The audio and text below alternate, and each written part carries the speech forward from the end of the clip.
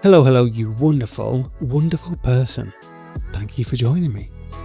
We're here, we're going to organise timers, and this will be a quick one as there's not much to it at all. So we have our timers, we can click and drag to organise those as we want, very standard.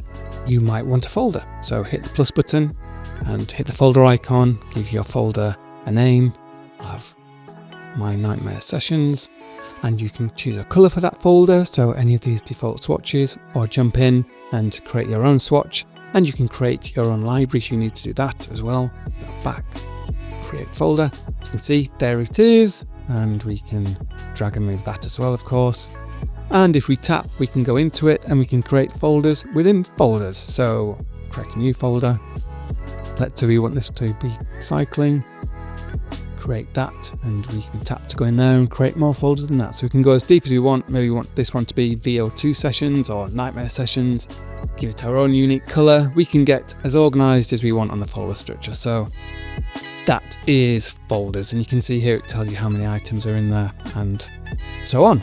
Right, what else can we do? We can swipe to delete. So maybe you want to delete something, just swipe to delete.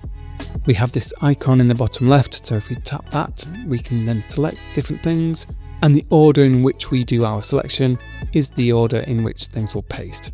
So we have cut, copy, paste, and share export function there for if you have the full paid version, and delete as well. And so let's cut these and we'll drop them into our nightmare sessions folder. Boom. Ooh. Organising. Wow. Crazy. That is it. Hit the tick to complete.